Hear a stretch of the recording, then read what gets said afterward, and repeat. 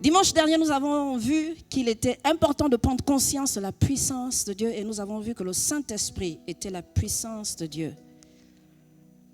Et nous avons lu dans Actes que le Seigneur a dit aux disciples qu'ils devaient rester là pour attendre et la puissance de Dieu devait être là à se manifester, se mouvoir au milieu d'eux. Et la Bible nous enseigne dans le livre de Actes au chapitre 1 que lorsqu'ils ont reçu justement le Saint-Esprit, ils ont reçu cette puissance. Et le Saint-Esprit est une personne, le Saint-Esprit est aussi une puissance. Lorsque vous invoquez le nom du Seigneur Jésus, c'est cette puissance qui se manifeste. Le Saint-Esprit se manifeste. Lorsque vous criez au Seigneur pour une guérison, le Saint-Esprit se manifeste. Ce n'est pas Jésus qui descend du trône, c'est le Saint-Esprit qui se manifeste. Et il nous a rappelé dimanche dernier que nous devons prendre conscience de sa présence. Prendre conscience de qui il est. Et ce matin, le Seigneur nous amène encore une fois à parler du Saint-Esprit, à réaliser combien il intervient tout au long de notre parcours en Christ, notre parcours dans la famille du Seigneur, notre parcours dans la maison du Seigneur, notre parcours dans nos familles. Et ce matin, le Seigneur va nous enseigner sur le Saint-Esprit, l'œuvre du Saint-Esprit dans le processus de sanctification. L'œuvre du Saint-Esprit, qu'est-ce que le Saint-Esprit fait dans ce processus de sanctification? Nous avons vu que c'est la puissance de Dieu qui est au milieu de nous. Et qu'est-ce qu'il fait? Tout ce que le Saint-Esprit fait au milieu de nous, c'est pour nous sanctifier. La Bible nous révèle que la sanctification, le fait de se sanctifier, c'est se consacrer entièrement à Dieu. Se sanctifier, c'est se mettre à part pour Dieu. C'est déclarer que désormais notre vie appartient au Seigneur. Désormais nous marchons en nouveauté de vie. Désormais nous voulons marcher comme les disciples ont marché. Lorsque les disciples ont commencé à marcher après le départ du Seigneur, il y en a qui les ont clairement identifiés à Jésus et qui ont dit ceux-là, ils ressemblent au Christ qui a marché au milieu de nous. C'est pourquoi on va les appeler chrétiens. On va les appeler chrétiens parce qu'ils ressemblent au Christ. Et tout ce que le Saint-Esprit fait dans nos vies, même quand il nous guérit, quand il nous délivre, quand il nous restaure, c'est pour nous sanctifier. C'est toujours pour nous mettre à part. Nous mettre à part pour le Seigneur. Et la sanctification, c'est pas... Quand les gens pensent à la sanctification, quand on parle de sanctification, ils voient tout de suite tous les péchés qui sont liés au corps. Quand on parle de sanctification, on ne parle pas que du corps. Le corps qui pêche, non. Lorsqu'on parle de sanctification, la Bible nous révèle dans le livre de 1 Thessaloniciens, on va lire ce texte ensemble, 1 Thessaloniciens au chapitre 5, au verset 23.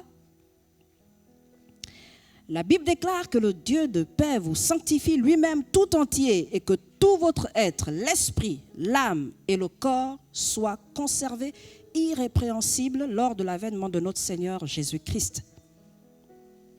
Que votre être tout entier, l'esprit, l'âme et le corps soient conservés, irrépréhensibles, lors de l'avènement de notre Seigneur Jésus-Christ. L'apôtre Paul s'adresse à l'Église et il parle donc à ces chrétiens, à ces personnes qui ont fait le choix de suivre le Seigneur. Et il dit que le Dieu de paix vous sanctifie lui-même tout entier. Que le Dieu de paix vous sanctifie ce matin tout entier. L'esprit, l'âme et le corps. Que votre être tout entier soit conservé, irrépréhensible. Conservé. Ça veut dire que lorsque nous recevons le Seigneur, le Saint-Esprit de Dieu vient en nous. La Bible appelle justement le Saint-Esprit. Il est saint, l'Esprit que nous recevons. Il vient habiter dans notre esprit. Et notre esprit, est à l'image du Seigneur, retrouve cet état qu'il avait à l'époque du jardin d'Éden, où Adam et Ève pouvaient rencontrer Dieu face à face, où le Seigneur venait les soirs et il venait faire une visite à Adam et Ève. Et à cette époque, cet esprit n'avait en lui aucun péché. Et lorsque le Seigneur nous donne de recevoir la parole, la Bible dit que la parole fait de nous des enfants de Dieu à travers le Saint-Esprit qui vient habiter désormais en nous. Et lorsque le Saint-Esprit vient habiter en nous, la Bible dit qu'il nous communique la vie de Dieu. Il nous communique la vie de l'Esprit, comme dit la parole. Il nous communique la sainteté de Dieu. Et l'apôtre Paul dit, maintenant que vous avez reçu la sainteté en vous, que votre esprit, votre âme, votre corps soient conservés irrépréhensibles. Que vous puissiez travailler à ce que vous soyez toujours irrépréhensibles. Sauf que ce n'est pas possible de le faire si ce n'est par le Saint-Esprit.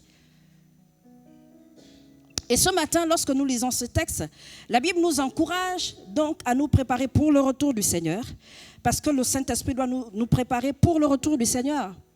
Et lorsque le Seigneur viendra à notre rencontre, qu'il nous trouve saints et irréprochables. On ne peut pas aujourd'hui vivre sur la terre et devenir de plus en plus saint et irréprochable si le Saint-Esprit de Dieu ne prend pas de plus en plus de place en nous. Ce n'est pas possible. Et si l'apôtre Paul parle du fait que nous devons être conservés, ça veut dire qu'il y a des moments où il nous arrive de perdre justement notre état. Il y a des moments où on n'est pas irrépréhensible. Il y a des moments où on est reprochable. Il y a des moments où on tombe, on s'affaiblit. Il y a des moments où, lorsqu'on marche, on doute. Et le rôle de cette puissance que nous avons reçue du Seigneur, c'est de nous conserver. Nous conserver irrépréhensibles. C'est la même chose lorsque vous gardez des aliments longtemps. Vous utilisez votre frigo, votre congélateur. Vous utilisez parfois du sel. L'objectif, c'est de conserver les aliments, soit froids, soit en bon état pour le sel.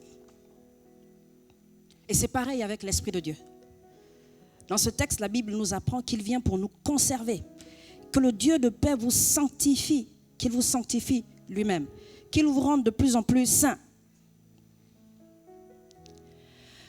Lorsque la Bible parle dans ce texte, il identifie l'être. La Bible dit l'être tout entier. C'est quoi l'être? C'est l'esprit, l'âme et le corps. Nous sommes un esprit, nous avons une âme et nous vivons dans un corps. Et lorsqu'on a conscience de la présence du Saint-Esprit en nous, on a conscience de qui nous sommes. Nous ne sommes pas d'abord le corps que nous voyons. Vous n'êtes pas l'enveloppe que je vois d'abord. Vous êtes d'abord un esprit. Dans cet esprit habite le Saint-Esprit de Dieu. Et la Bible dit que l'être tout entier, l'esprit, l'âme et le corps, doivent être conservés purs.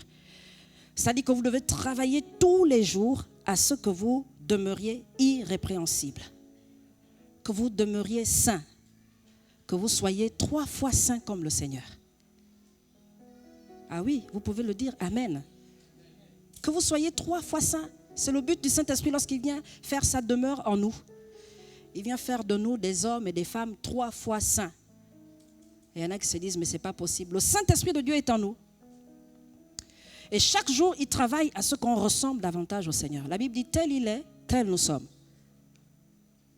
Et pour cela, il fait son travail dans notre esprit. Il vient pour sanctifier l'esprit. Notre esprit a parfois été en contact pour certains avec le monde occulte. Il y en a qui ont pratiqué des œuvres occultes, il y en a qui ont pratiqué la sorcellerie, il y en a qui ont consulté les voyants. Toutes les fois que vous avez fait ces choses, vous avez fait en sorte que votre esprit soit en relation avec des esprits impurs. Donc lorsque le Seigneur vient pour vous sanctifier, il sanctifie votre esprit de ces pratiques occultes. Quand on parle de ce texte, souvent en parlant de sanctification, il y en a qui se disent, comment est-ce qu'on peut pécher dans l'esprit? C'est ça le péché de l'esprit. C'est-à-dire qu'on fait faire à notre esprit ce qu'il ne doit pas faire.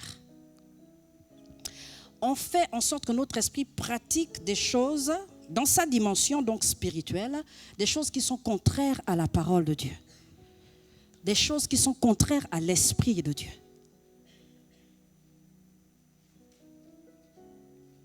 Et donc il va dans le domaine spirituel, il va dans le monde spirituel et il voit des choses. Ils pratiquent des choses. Il y en a qui, lorsqu'ils vont consulter des charlatans, ils vont consulter des marabouts et ils demandent à ces personnes de faire certaines pratiques. Pour certains, c'est pour trouver du travail. Pour d'autres, c'est pour tout faire pour qu'un homme tombe amoureux d'elle ou une femme. Pour d'autres, c'est séparer un couple. Et donc, le charlatan ou le voyant va vous dire, tu prends les œufs, tu fais telle pratique. Il y en a d'autres, on a vu en séance de délivrance, lorsqu'on passe du temps à revoir leur cure d'âme. Pour certains, on leur donne parfois des formules à réciter. Il y en a qui pratiquent la magie parfois. La magie, c'est du domaine de l'esprit. Il y en a qui pratiquent la magie. Et on vous donne des formules à réciter. Tous les matins, à partir de 4 heures, tu répètes cette phrase et tu verras que ce couple va se séparer. Et avant de dormir, à minuit, tu répètes telle autre phrase. Tu le fais pendant tant de jours. Et tu verras que ce couple va se séparer. Il y en a d'autres, c'est parfois des groupes qu'ils veulent diviser. Parfois, ce sont des églises qu'ils veulent détruire. Et donc, ils vont dans des cercles ésotériques et là, ils pratiquent des choses avec leur esprit. Parce que c'est du domaine de l'esprit. Avec mon mari, nous avons reçu quelqu'un en entretien qui nous a dit, je tiens à vous confesser quelque chose. Je me suis retrouvée dans une rencontre avec plusieurs personnes dans la ville. Et il y avait des leaders qui sont chrétiens, il y avait des chrétiens. Et dans la réunion, il était question de vous. Et l'objectif, c'est de vous détruire dans la ville. Des gens qui sont chrétiens. Donc, ils font des formules pour pouvoir détruire l'Église. Il faut les détruire. C'est du domaine de l'esprit. Parce qu'ils ne vont jamais engager une bagarre physique.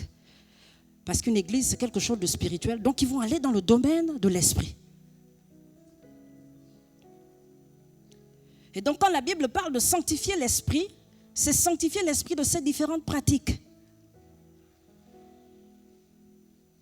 Donc, quand le Saint-Esprit de Dieu vient habiter en nous, il fait sa demeure dans notre esprit, il cohabite avec certaines choses qui dérangent sa personne. Il y a des moments lorsque vous allez être en face d'une personne, pour ceux qui sont spirituels, pendant que vous êtes en train de parler à la personne, il y a quelque chose qui vous dérange. Vous ne savez pas quoi, mais il y a quelque chose qui vous dérange. C'est l'Esprit de Dieu qui est mal à l'aise au-dedans de vous parce qu'il est confronté à quelque chose d'étranger à sa personne.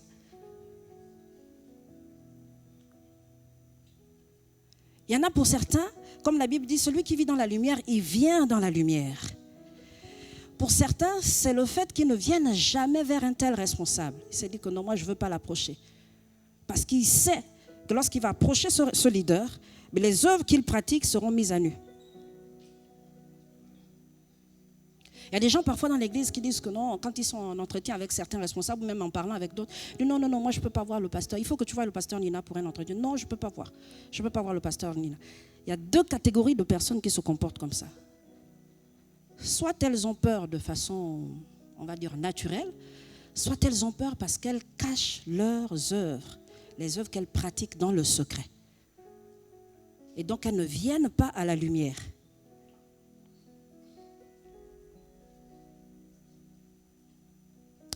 Toutes les fois que vous vous retrouvez en face de quelqu'un et qu'au-dedans de vous, vous avez un malaise, il y a d'autres, ça c'est parfois le langage prophétique, il y en a d'autres au niveau de l'intercession, ceux qui sont aiguisés par rapport au domaine prophétique, pendant que vous êtes en face de quelqu'un, vous avez envie de vomir.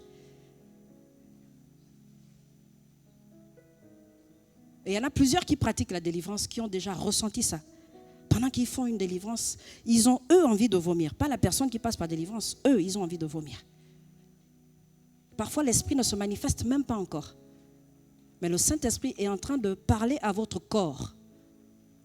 Il parle à votre corps pour vous dire qu'en face de lui, il y a quelque chose d'étranger. Et parfois, il y en a qui ne comprennent pas aussi comment fonctionnent les dons prophétiques.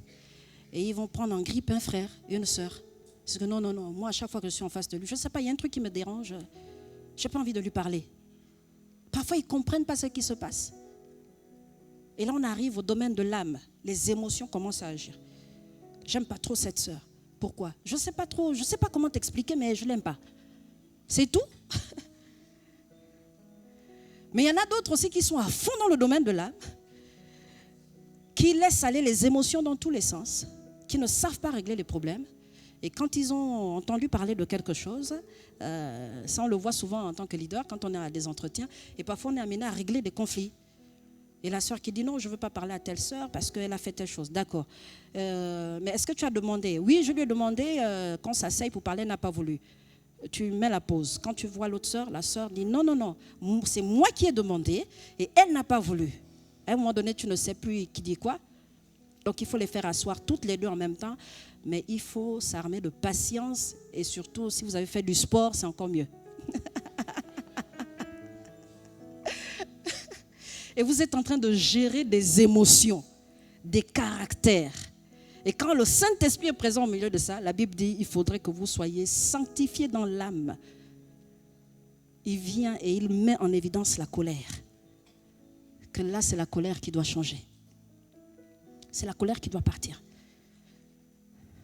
C'est l'animosité qui doit partir. Il y en a parfois, ce sont des traits de caractère. Ce sont des gens qui sont cupides. Parfois, ce sont des gens qui vivent dans le mensonge et ils sont exercés à mentir. Et donc, même dans leur façon de parler, vous sentez que c'est un menteur devant l'Éternel.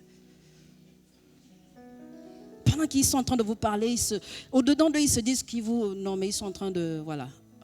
Vous êtes tranquille, ils se disent, non, mais lui, je vais juste lui raconter tel truc, après c'est bon. Sauf que ce genre de personnes sont souvent rattrapées par l'onction de Dieu. Et ils ne sont jamais au courant du moment, à quel moment cette affaire va arriver. C'est pareil, lorsque le Seigneur a parlé à Élie, il a demandé à Élie de consacrer Élisée comme prophète, consacrer Hazaël comme roi, consacrer Jéhu comme roi. Et il dit de telle sorte que l'onction qui sera relâchée sur leur vie, si Élisée n'arrive pas à pincer quelqu'un, Hazaël va le faire. Si Hazaël ne le fait pas, Jéhu va le faire. Et c'était la part de Jézabel. Jézabel a cassé les pieds à Élie. À un moment donné, il est parti. Élisée s'est levé. Ce n'est pas Élisée qui a vaincu Jézabel. Jéhu a fait rien qu'une bouchée. Il a dit, elle est où? Montez, allez-y la chercher. Pour elle, elle était tranquille, dans son confort. Et ça, c'est l'âme. Lorsque l'âme est en plein dans ses émotions, lorsqu'elle libère ses émotions, vous savez, les émotions ressemblent à un parfum. Ça se diffuse. Et lorsque le Saint-Esprit vient pour sanctifier, à un moment donné, il est confronté à de la résistance. Et parfois, ce ne sont pas des émotions qui sont négatives. Ce sont des émotions parfois de joie. Vous êtes dans la joie au moment où vous ne devez pas être dans la joie. Il y a quelqu'un qui vous exprime un besoin. La personne est vraiment dans la souffrance. Vous êtes dans la joie. Vous négligez le problème du frère. La Bible dit quand quelqu'un est dans la souffrance, qu'il le prie. Cette personne a besoin que vous le souteniez dans la prière. Vous êtes là, ah non mes frères, ça va aller. La joie du Seigneur est ta force. Non. À ce moment bien précis, il n'a pas besoin de ce verset. Il n'a pas besoin de ce verset. Il a besoin de dire, de comprendre que tu es là pour le soutenir. Priez avec lui. Et lorsque le Saint-Esprit vient pour sanctifier, c'est ça justement la sanctification, il met à part. Il vient te consacrer pour le Seigneur. Il vient repositionner les émotions.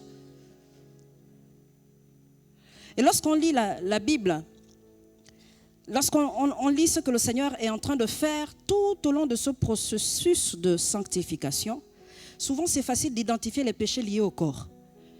Et très souvent, les gens, quand on parle de la sanctification, tout de suite, ils sont focalisés sur la fornication, l'adultère, tout ce qui touche le corps. Et ils oublient cette partie cachée, cette partie qu'on ne voit pas, mais que seul le Saint-Esprit de Dieu voit, tout ce qui est là, enfoui dans l'âme, qui est enfoui dans l'esprit. Et ils vivent leur vie un peu comme le commun des mortels. Ils vont, ils viennent, ils vont, ils viennent. À un moment donné, le Saint-Esprit attire votre attention sur ce qui doit changer. Et vous vous dites, comment est-ce que ça peut changer? J'ai toujours fonctionné comme ça. Moi, on ne me parle pas de cette façon. Il y en a parfois, c'est dans le mariage. Non, non, non. Ma mère m'a dit qu'un homme ne doit jamais te marcher dessus. Tu n'as pas épousé ta maman. Et le frère, ou je ne sais pas, n'est pas en train de te marcher dessus. Non. À un moment donné, il faut apprendre à communiquer. Et donc, on est focalisé sur le corps. Mais tout ce qui est même le moteur de notre fonctionnement, on passe à côté de cela. Ce qui se passe au niveau de notre corps est le résultat de ce qu'on vit à l'intérieur de nous. C'est le résultat. Et l'apôtre Paul parle à Timothée, dans 2 Timothée 3, au verset 5. On va lire ce texte.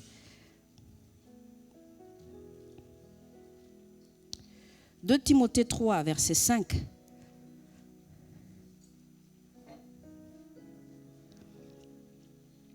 On va lire jusqu'au verset 6.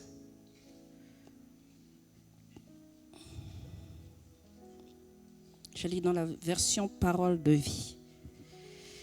Ils feront semblant d'être fidèles à Dieu, mais en réalité, ils rejetteront la puissance de la foi. Tourne le dos de ces gens-là. Certains d'entre eux ont l'habitude d'aller dans les maisons et ils prennent dans leur piège les femmes faibles, chargées de péché, qui n'ont pas une foi solide. Ces femmes qui sont entraînées par toutes sortes de désirs. On va lire ensuite Galates chapitre 5 au verset 16. Les versets 16 à 18. Galates chapitre 5.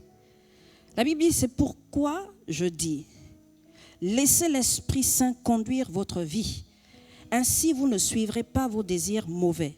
Ces désirs mauvais luttent contre l'Esprit Saint et l'Esprit Saint lutte contre ces désirs. Entre eux, c'est la guerre. Et le résultat, c'est que vous n'arrivez pas à faire ce que vous voulez. Mais si l'Esprit Saint vous conduit, vous ne dépendez plus de la loi. Amen. Dans le premier texte, l'apôtre Paul s'adresse à Timothée et il parle des derniers temps. Il est en train d'énumérer le caractère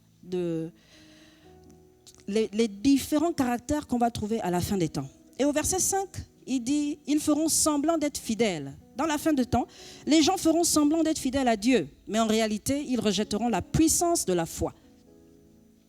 Ils feront semblant d'être fidèles à Dieu, mais en réalité, ils rejetteront la puissance de la foi. C'est qui la puissance de la foi? C'est le Saint-Esprit de Dieu qui nous a été donné. La Bible nous enseigne que la foi sans les œuvres est une foi morte. Et c'est le Saint-Esprit qui nous donne la capacité d'accomplir les œuvres de Dieu. Et dans ce texte, l'apôtre Paul dit à Timothée que tu vas te rendre compte que dans la fin des temps, les gens feront semblant d'être fidèles à Dieu. Ils feront semblant d'être fidèles à Dieu, mais en réalité, ils vont rejeter la puissance de la foi. Certains d'entre eux ont l'habitude d'aller dans les maisons. Ils prennent dans leur piège les femmes faibles, chargées de péché, qui n'ont pas une foi solide. Ces femmes sont entraînées par toutes sortes de désirs. Et lorsqu'on lit plus tard, on lit Galates, dans le texte de Galates, la Bible dit que le Saint-Esprit est confronté à la chair. Et le Saint-Esprit fait la guerre à la chair fait la guerre au Saint-Esprit. Il y a une guerre entre la chair et le Saint-Esprit. Le Saint-Esprit veut prendre la place, la chair dit non, c'est moi qui dois prendre la place. La Bible dit qu'il y a une guerre entre eux. Ces désirs mauvais luttent contre l'Esprit Saint. Et l'Esprit Saint lutte contre ces désirs. Et pendant que le Seigneur va commencer à faire ce travail qui nous permet de nous conserver irrépréhensibles, qu'est-ce que l'Esprit de Dieu fait? L'Esprit de Dieu va créer des circonstances pour faire en sorte que nous soyons pleinement sanctifiés. Il va créer des circonstances. Il ne va pas vous laisser simplement face à la parole de Dieu, où vous allez méditer la parole et puis changer dans votre secret. Oui, ça aussi, ça arrive. On n'a pas besoin parfois de nous expliquer longtemps les Écritures. Il nous suffit de méditer la parole. Et le Saint-Esprit, comme la Bible dit, rend témoignage. Il rend témoignage au-dedans de nous. La Bible dit qu'il nous convainc de péché, de jugement et de justice. Le Saint-Esprit ne passe pas tout son temps dans la vie d'un chrétien à le convaincre de pécher tous les jours. Mais le Saint-Esprit convainc aussi de ce qui est juste. Le Saint-Esprit convainc aussi au niveau de notre jugement. Il nous donne de juger comme lui, il jugerait. Il nous communique le bon jugement. Mais quand il va au-delà de la parole, il utilise les frères, il utilise les sœurs. Et il y a plusieurs personnes comme ça qui se demandent pourquoi est-ce que parfois ils se frottent à certains d'autres. Et pendant que j'étais en train de prier, le Seigneur est en train de me montrer l'image de l'Église. L'image de l'Église. J'aimerais que 5 personnes, si 5 personnes peuvent s'avancer, on va faire une illustration. 5 personnes. Si des pasteurs peuvent venir parmi ces personnes, parce qu'en parlant, que les gens, vous savez, l'onction prophétique fait sortir des choses, c'est mieux que les pasteurs qui sont matures encaissent pour vous.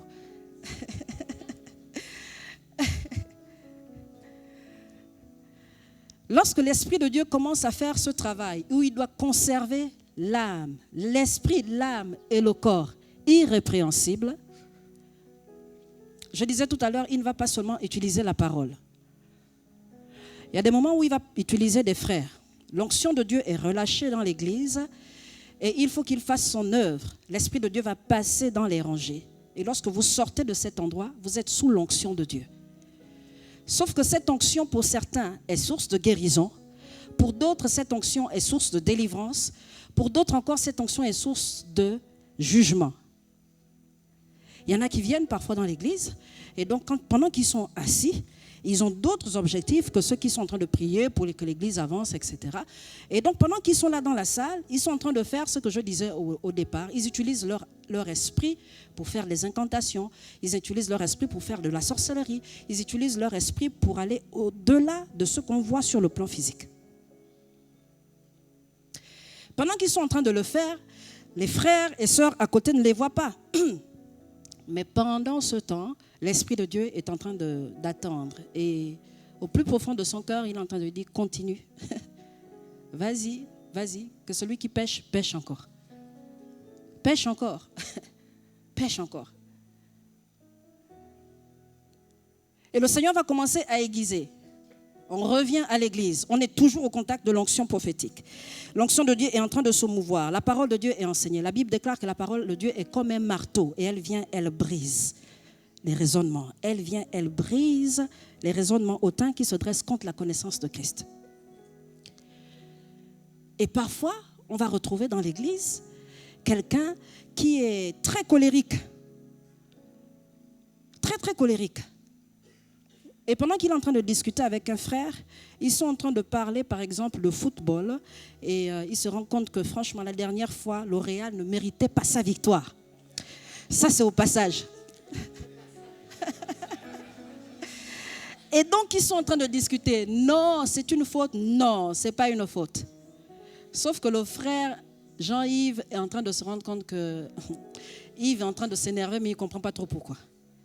Je suis juste en train de donner mon opinion. Mais il se rend compte que Yves est en train de se mettre sérieusement en colère. Au point où, si Yves n'était pas chrétien, la gifle serait partie très vite.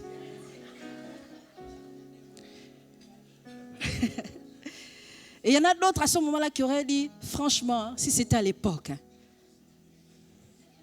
Oui, il y a des chrétiens qui disent ça. Heureusement pour toi. Hein. Si c'était à l'époque, il y en a qui disent, Jésus m'a vraiment rencontré au bon moment. Hein? Juste pour toi. Pendant que l'Esprit de Dieu sera en train de mettre tout un processus en place pour sanctifier Yves, il va utiliser Jean-Yves, juste avec une affaire de foot en fait. Lui, il est juste en train de parler de foot, mais il ne sait pas que l'Esprit de Dieu est en train de travailler à la sanctification de Yves. Et ils vont s'échauffer, s'énerver, etc. Le Real aura toujours gagné, mais ce sont eux qui seraient en train de s'énerver.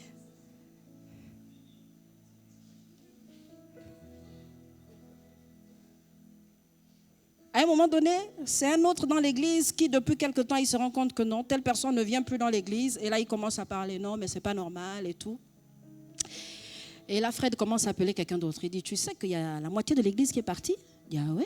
Comment c'est la moitié de l'église? Mais si, il y a la moitié de l'église qui a disparu. Comment ça? Non, mais ça ne va pas dans l'église. Ah oui? Le Seigneur est en train de chercher à régler un problème de murmure dans la vie de Frédéric. Sauf que Frédéric ne se rend pas compte. Et donc il commence à parler. Non, mais tu sais, dans l'église, ça ne va pas du tout. Ce n'est pas du tout normal. Et moi aussi, j'y pensais. La dernière fois, tu sais, il y a telle sœur qui a dit telle chose et j'y pensais déjà. Et c'est venu juste pour une confirmation. Ah ouais? L'autre en face se rend compte que l'affaire est sérieuse en fait. Comment ça, c'est une confirmation? Bon, on va prendre l'autre en face comme étant Alicia, par exemple. Ouais. Alicia dit non, frère, je t'assure.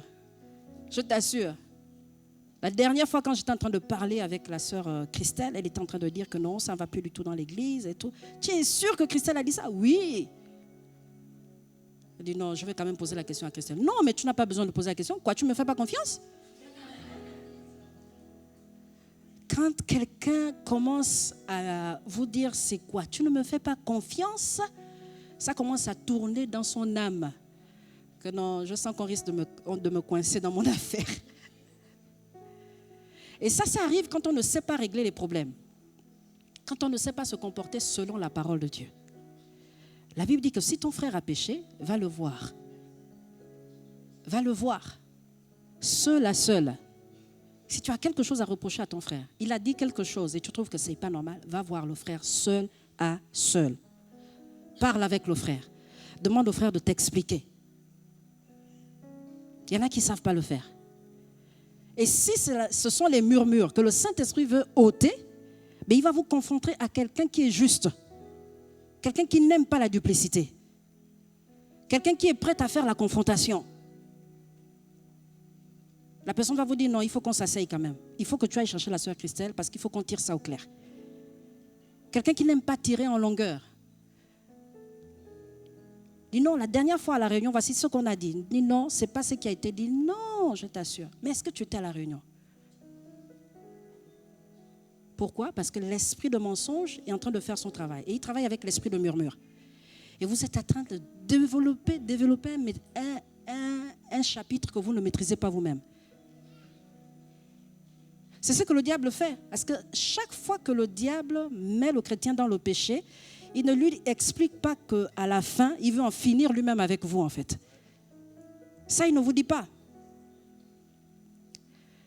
Ce qui fait que lorsque vous êtes dans le processus de sanctification, lorsque le Saint-Esprit est en train d'accomplir ce processus en vous, à un moment donné, vous allez vous retrouver dans la souffrance parce que vous allez perdre des relations.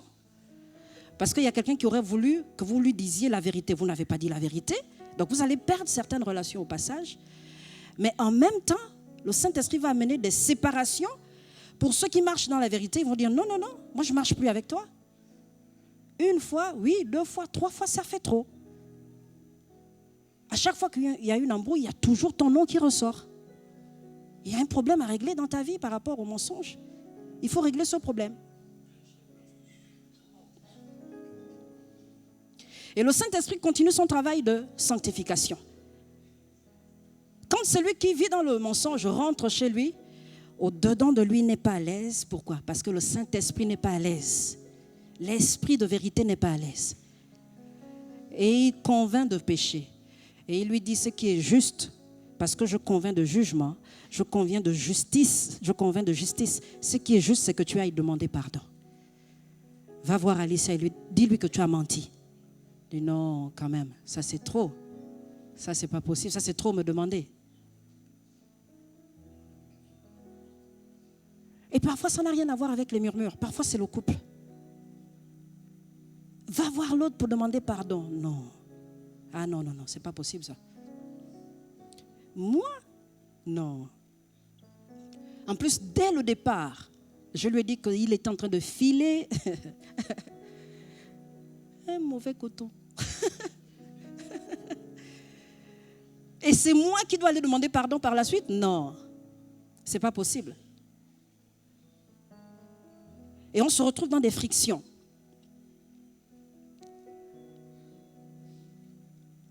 La sœur n'aurait pas dû parler comme ça, le frère n'aurait pas dû parler. Parfois, c'est au milieu de la jeunesse. Comment ça se fait que c'est elle qui chante aujourd'hui et ce n'est pas moi? Pourquoi c'est toujours elle qui chante? Pourquoi à chaque fois qu'on fait les ateliers, c'est toujours les mêmes personnes qui passent? Ou alors on a remarqué qu'il y a plusieurs personnes qui pêchent et les personnes sont les mêmes toujours, à chaque fois. Elles ont parfois un trait commun. Et on commence à donner une étiquette. C'est toujours eux. C'est toujours eux qui pêchent. Et dans le travail de sanctification, le Saint-Esprit va venir mettre le doigt sur l'esprit d'accusation. Il va dire que là, c'est bon maintenant. Mon rôle, c'est de te sanctifier, de faire en sorte que tu sois irrépréhensible pour le jour du Seigneur. Alors maintenant, il faut qu'on arrête. Et pendant que le pasteur est en plein entretien, il découvre une histoire qui a déjà fait son chemin. Il dit, ah bon? Et la personne te dit, mais quoi? Toi, en tant que pasteur, tu n'es pas au courant de ça? Du style, tout le monde est informé sauf toi ou quoi en fait? Toi, tu vis sur quelle planète? Le pasteur dit, non, Non, non, non, je ne suis pas au courant. Et comme le pasteur est obligé de faire la confrontation, la personne déserte les lieux. Il dit non, non, non, tu vas aller dire que c'est moi qui ai parlé? Non. L'esprit de vérité que le monde n'a pas connu, que nous avons connu, dit Jésus. L'esprit de vérité. Les gens ont peur de dire la vérité. Sinon, je veux perdre mon ami. Mais quel genre de vérité, quel genre de relation vous entretenez? La Bible dit que le monde n'a pas connu cet esprit que nous connaissons. On ne sait pas se dire la vérité les uns aux autres. À un moment donné, on change de pasteur. C'est-à-dire que non, lui, il est un peu trop dur. Moi, je m'en vais voir tel. J'ai rencontré quelqu'un en entretien, ça remonte à un peu longtemps. La personne vient me dire, pasteur, j'ai une relation avec un homme, et donc la personne vit à l'étranger, et depuis quelque temps, j'avais déjà arrêté cette relation, et depuis quelque temps, il revient vers moi. Je dis, ok. Déjà, j'étais debout dans les salutations qui ressemblent parfois aux entretiens, là. Et la personne dit, non, non, non, je demande à la personne, tu viens me dire bonjour? Non, non, non, moi j'ai un problème très sérieux, il faut que tu t'asseyes pour écouter mon problème. Je dis, pardon? Et j'avais l'impression qu'il y avait quelqu'un qui était malade dans sa famille, quoi. Non, c'était pour me dire que non, la personne lui fait la cour et tout. Qu'est-ce qu'elle doit répondre à la personne? J'ai dit, pardon? J'étais en train de parler avec des personnes peut-être qui avaient besoin. Donc, je pose la question à la jeune. Tu as vu le pasteur Toussaint? Oui. Le pasteur Toussaint, tu es sûr qu'il n'a pas répondu à ta question? Ouais, mais il m'a dit... mais il t'a dit quoi? Quand elle me donne la réponse du pasteur Toussaint, je dis que qu'est-ce que tu veux que je rajoute par-dessus? On ne fait pas la sorcellerie dans l'église, frère. Ton pasteur t'a donné une recommandation. Pourquoi est-ce que tu viens voir un autre pasteur? Et on change de leader. Pendant tout ce temps, l'Esprit de Dieu est en train de se balader dans la salle, en train de faire son travail de sanctification. À un moment donné, ça devient difficile. Et après, quand c'est tellement compliqué pour la chair, ce n'est pas difficile pour votre esprit, vous savez. Mais c'est pour la chair parce que la chair n'aime pas ça. Galate dit que la chair fait la guerre au Saint-Esprit. Elle lutte contre le Saint-Esprit. Et pendant tout ce temps-là, elle est en train de vous dire au-dedans de vous, non, non, non. Elle change même votre façon de voir les choses. Et à un moment donné, on entend des paroles parfois du style, oui, franchement, c'est responsable. C'est responsable, là, c'est vraiment un groupe sectaire, quoi. Donc, le diable ne fait plus en sorte que tu vois des leaders qui sont unis, qui ont la même vision, qui ont le même langage. Non. Le diable te montre des leaders, en fait, qui se prennent pour je ne sais pas quoi. Parce que la chair est en train de changer votre vision. Vous voyez combien c'est subtil? Combien c'est subtil? Donc vous, avec l'Esprit de Dieu, au lieu de voir que dans l'église, les leaders, mon responsable de jeûne, mon responsable de la chorale, mon responsable de l'accueil, mon responsable, à chaque fois que je passe, ils ont la même pensée, c'est la même parole, la même recommandation qu'ils me donnent. Donc vous ne voyez plus des leaders qui sont unis, non. Vous voyez des gens qui sont, ils se prennent pour qui tous, quoi.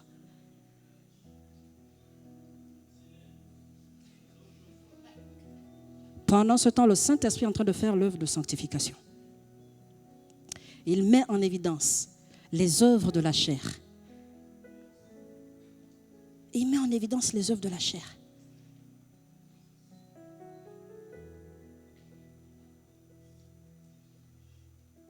Et là, on en vient à l'apôtre Paul qui parle aux Corinthiens et qui dit, mais franchement, au milieu de vous, il y a des guérisons, il y a des miracles. Mais il y a des choses qu'on trouve chez vous qu'on ne trouve même pas chez les païens. Le païen, quand il a envie de te dire ce qu'il pense, il te le dit. Parfois, il le fait mal, mais il te le dit. Mais ceux qui sont dans la vérité ont du mal à dire la vérité. Ils ne veulent pas venir dans la vérité. Mais pendant ce temps, le Saint-Esprit doit faire l'œuvre de sanctification.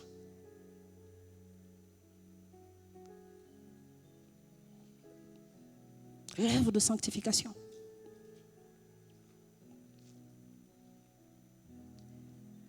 Pour d'autres, ils viennent à l'église et se disent que non, moi, de toutes les façons, je n'ai pas besoin de m'engager.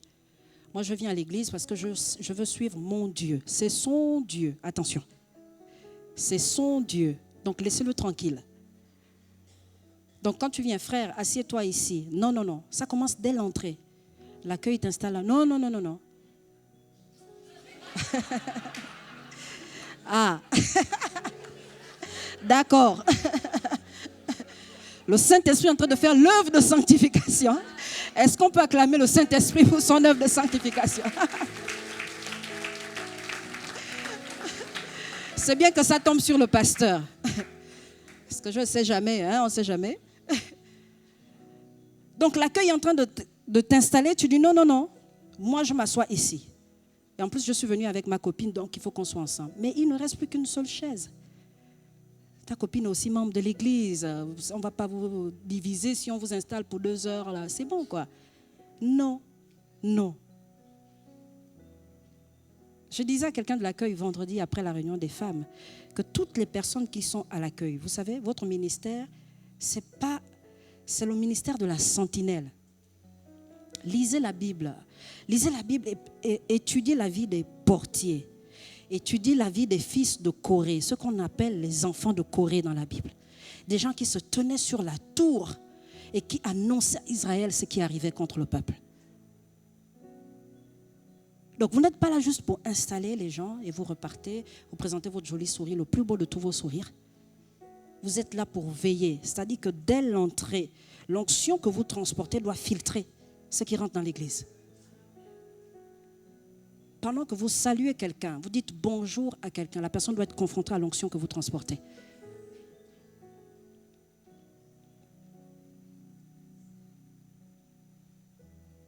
Rien que la salutation.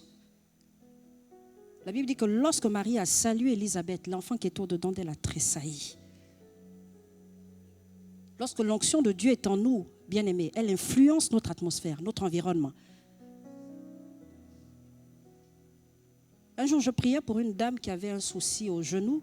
Pendant que je faisais une formation sur les dons prophétiques, j'étais en train d'expliquer comment les dons prophétiques se manifestent. Et pendant que j'étais en train d'enseigner, le Seigneur m'a donné une parole de connaissance sur une femme qui avait mal au genou. Et donc, j'ai demandé à ce que dans la salle, la personne qui avait mal au genou puisse s'avancer, que c'était une femme, etc.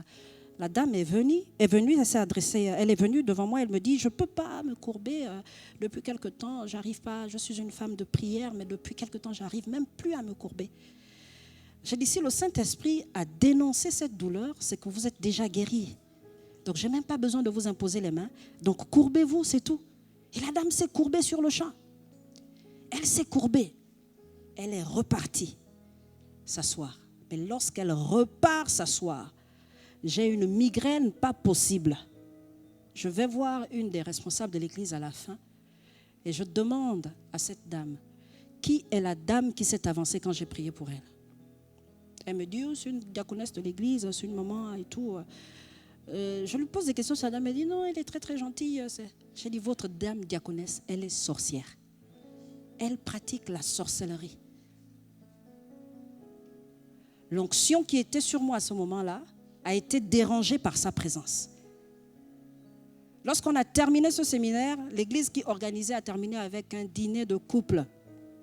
Et il fallait que j'enseigne quelque temps pendant ce dîner de couple. Et pendant que j'étais en train d'enseigner, on a terminé la soirée, etc. Je devais rentrer un peu plus tôt. La dame que j'ai vue, qui est responsable dans l'église, à qui j'ai posé des questions sur la femme, vient me voir et elle se tient, comme la Bible dit, à un jet de pierre. Elle me dit, pasteur, je te vois un peu plus tard. Elle avait un paquet dans ses mains. Je lui demande, c'est quoi? C'est quoi le problème? Elle dit, non, moi je ne peux plus te ramener. C'est la personne qui gérait mon transport et tout ça. Elle dit, moi je ne peux pas te ramener à ton hôtel. Je veux demander à quelqu'un d'autre de te ramener. Je t'explique plus tard. Quand elle vient me voir le même soir à l'hôtel, elle me dit, je viens te voir parce que la dame pour qui tu as prié est venue me voir à la fin pour me dire qu'elle t'a fait à manger et qu'il n'y a que toi qui devais manger ça. C'est le paquet qu'elle tenait dans ses mains. Elle avait fait un plat juste pour moi. J'avais tellement faim. Non, mais oh. Elle a fait un plat juste pour moi. Et le Saint-Esprit, en sanctifiant l'Église, fait en sorte qu'elle aille voir juste cette responsable à qui j'ai parlé bien avant. Pour revenir à l'accueil, lorsque les gens passent dans ce lieu, vous devez être la passoire en fait. Laissez ce qui doit rester à l'extérieur. Que les gens se rendent compte qu'ils sont confrontés à la présence de Dieu lorsqu'ils viennent. La présence de Dieu que vous transportez.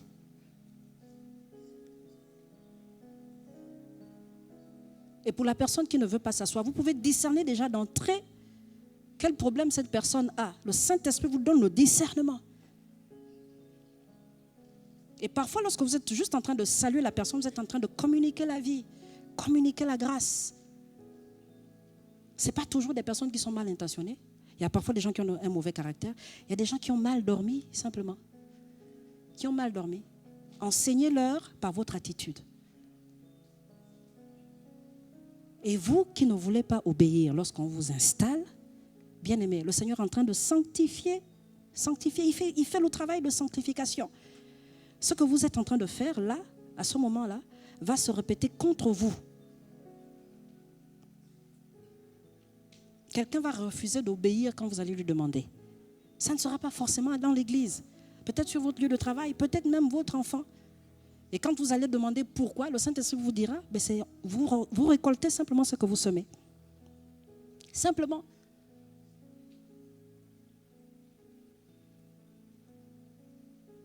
Simplement. Pour d'autres, c'est la relation parent-enfant. Il y en a qui se disent qu'ils n'ont pas le droit de me parler parce qu'eux-mêmes, ils ne sont pas des modèles. D'accord? Sauf que le Seigneur va te redemander des comptes. Tu peux te dire que ta maman n'est pas le bon modèle, mais le Seigneur, dans la mesure où tu es justement conscient que ce n'est pas un modèle, ça veut dire que tu sais ce que c'est qu'un modèle. Eh bien, ça veut dire que tu sais ce que c'est qu'un modèle. Si toi, tu as estimé, tu as fait le jury et tu as décidé que ton père n'est pas un modèle, ça veut dire que tu connais le modèle.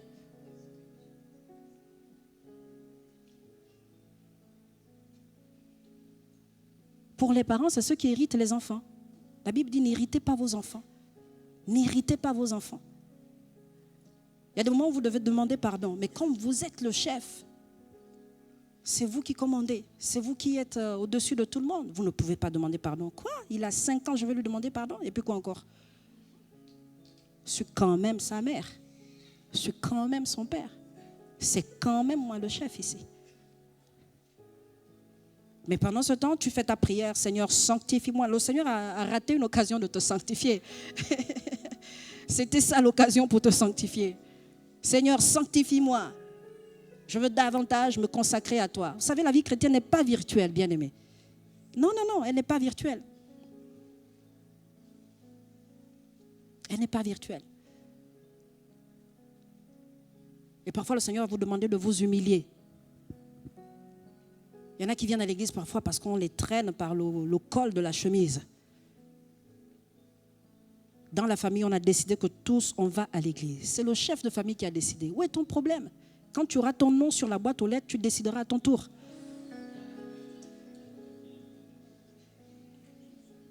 Tu décideras à ton tour.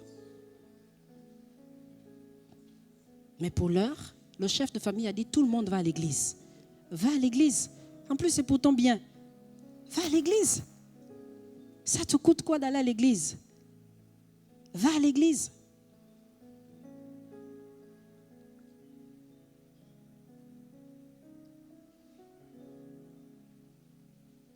La Bible dit dans Galates que la chair fait la guerre au Saint-Esprit. Imaginez-vous un peu le Saint-Esprit de Dieu en train de se bagarrer contre la chair.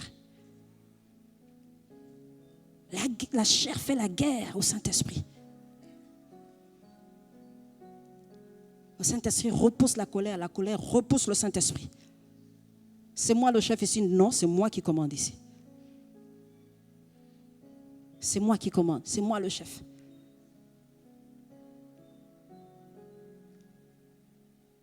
Et l'apôtre Paul exhorte Timothée. Lorsqu'il parle à Timothée, il énonce différentes catégories de personnes. Il énonce différentes catégories de personnes. Mais en plus de ça, il dit aussi comment se comporter dans l'église.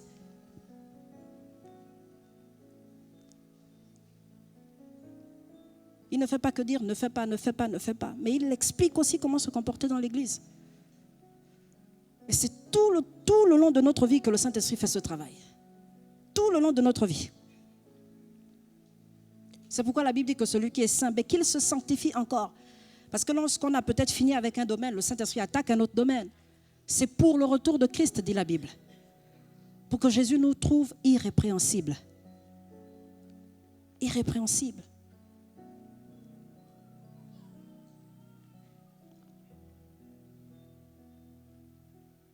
La Bible nous appelle des enfants de lumière.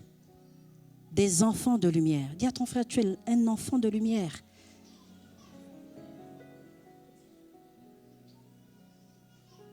Non, dis à une autre personne, tu es un enfant de lumière. Parce que l'autre ne croit pas trop là. Tu es un fils de lumière, une fille de lumière. Alors viens dans la lumière. Dis-lui, viens dans la lumière.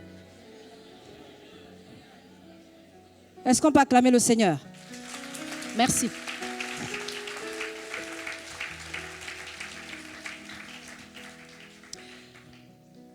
J'aimerais terminer avec ce texte de Jean au chapitre 20.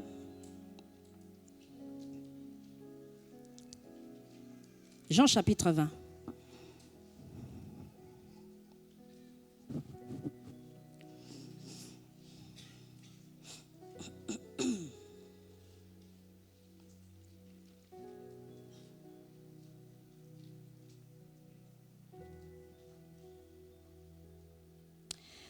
Après ces paroles, Jésus souffla sur eux et leur dit, recevez le Saint-Esprit. Après ces paroles, Jésus souffla sur eux. Voici les disciples qui marchent avec le Seigneur et qui sont en train de le voir accomplir des œuvres extraordinaires. Et pendant qu'ils sont en train de marcher avec le Seigneur, il y a des choses qu'ils ne comprennent pas, malgré les heures et les heures que Jésus passe à leur expliquer les Écritures. Il y a des choses qu'ils ne comprennent pas. À un moment donné, quand il revient, la Bible dit qu'il souffle. Il souffle sur eux. Il leur dit, recevez le Saint-Esprit. Il y a des moments comme ça où lorsqu'on reçoit la parole, on ne comprend pas. On ne comprend pas les Écritures. Et la Bible dit que lorsque le Seigneur parle, il dit, vous ne comprenez ni les Écritures, ni la puissance de Dieu. Vous ne comprenez pas le Saint-Esprit de Dieu. Non seulement vous ne comprenez pas les Écritures, mais vous ne comprenez pas la puissance qu'il y a dans ces Écritures. Vous ne comprenez pas la puissance de Dieu. Jésus a dû souffler. Il a dû souffler sur ses disciples pour qu'ils comprennent les Écritures. Pour qu'ils comprennent ce qu'ils étaient en train de vivre avec le Seigneur. Pour qu'ils comprennent qu'il fallait vraiment qu'ils s'arrêtent maintenant et qu'ils attendent le Saint-Esprit. Jésus a dû souffler sur eux. Et il y a des moments où lorsque le Seigneur va souffler sur ta vie, ça va être désagréable. Ça a la même image que le vent lorsqu'il souffle. Lorsque le vent souffle, il emporte sur son passage des feuilles mortes. Il emporte aussi du sable, parfois que l'on reçoit dans les yeux, et c'est très très désagréable. Lorsque le vent souffle, parfois on a des arbres qui se cassent. Et il arrive des moments comme ça où lorsque le Saint-Esprit, le Seigneur souffle sur nous, il y a des choses qui sont cassées au-dedans de nous. Il y a des choses qui sont brisées. Il y a des choses qui se courbent.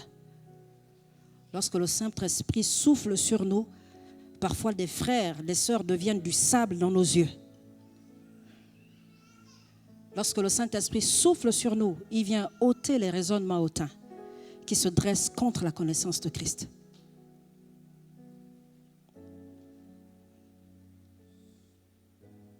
Il y a des gens parfois qui viennent, vous savez, dans l'église parce qu'ils ont besoin d'entretenir une relation personnelle avec Dieu. Donc religieusement, ils viennent à l'église, ils s'asseyent. Et quand vous les voyez, ils ne sont pas participants.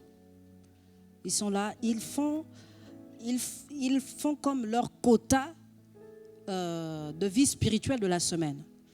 Ça se termine par le culte du dimanche. Donc on vient, on s'installe, on passe notre culte dans la présence du Seigneur, on chante, parfois on a chanté le chant qu'on aime bien là. Donc ça nous a rempli à bloc pour la semaine. Et donc quand on repart, on est vraiment chargé à bloc et on est prêt à affronter toutes les situations.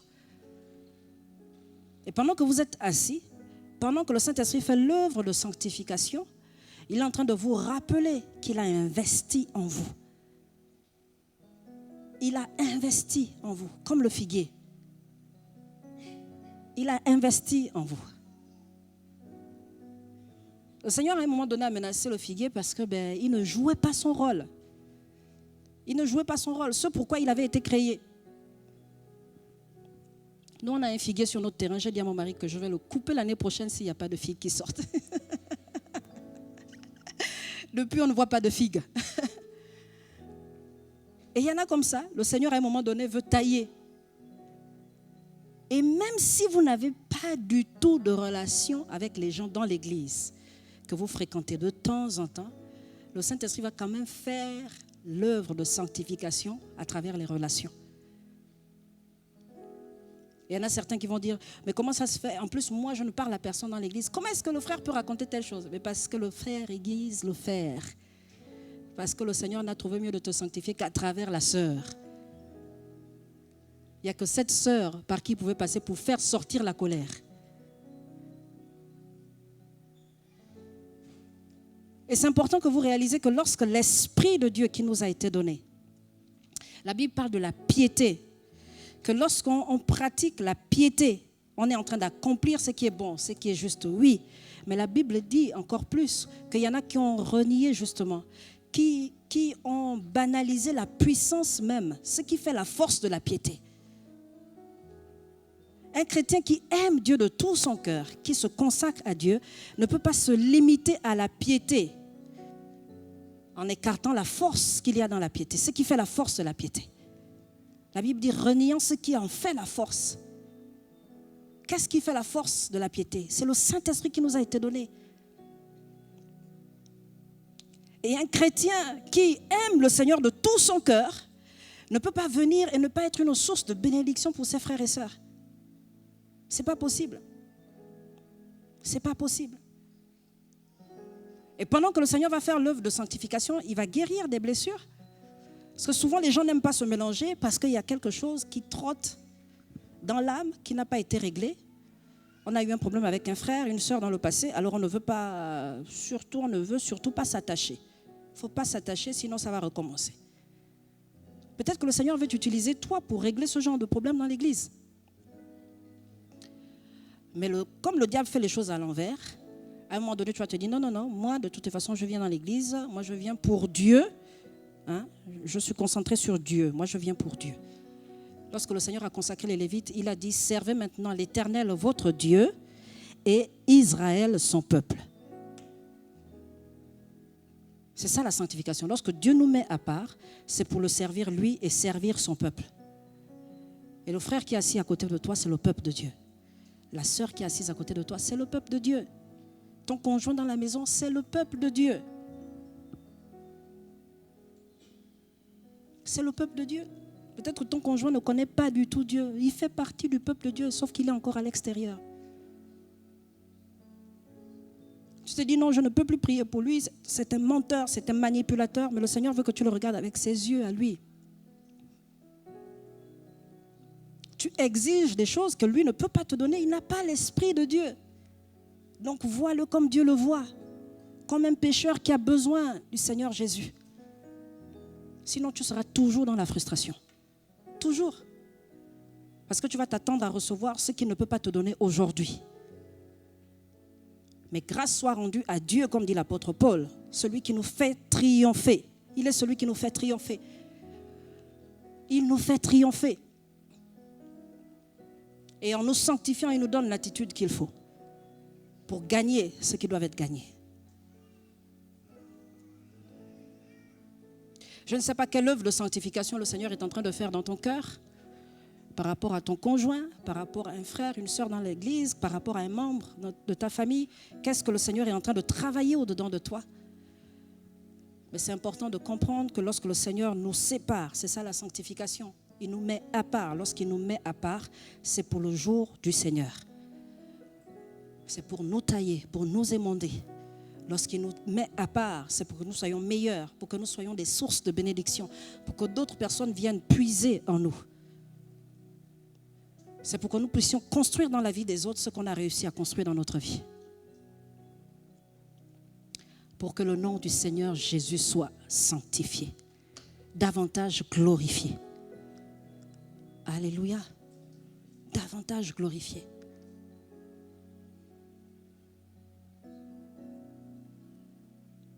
J'aimerais encourager vraiment ceux qui passent par des tribulations au niveau des relations. Vous avez un problème relationnel avec quelqu'un, que ce soit dans votre travail, dans votre église ou dans la famille, apprenez à vous confronter d'abord aux Écritures. Qu'est-ce que la parole de Dieu pense de mon jugement? Qu'est-ce que la Bible pense de l'attitude que j'ai adoptée? Ne rentrez pas dans les philosophies. Ne rentrez pas dans les sphères super spirituelles en vous disant que moi je sais comment Dieu me parle. Écoutez le Saint-Esprit. Écoutez le Saint-Esprit. Il y a des personnes que Dieu nous appelle à gagner, même dans nos familles, juste à travers notre attitude. À travers notre attitude. Parfois vous travaillez avec quelqu'un qui n'écoute jamais ce que vous dites. Juste votre tempérament va peut-être changer les choses. Peut-être le fait de dire bonjour à la personne enfin, en premier, va changer les choses. Peut-être que le Seigneur va vous demander de vous humilier, vous, alors que vous avez raison.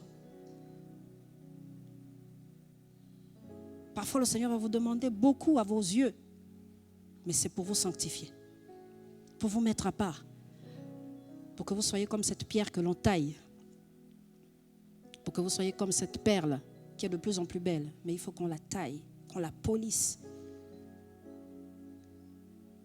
Ça fait parfois mal aux oreilles, mais c'est pour que tout le monde l'admire. Pour que tout le monde l'admire.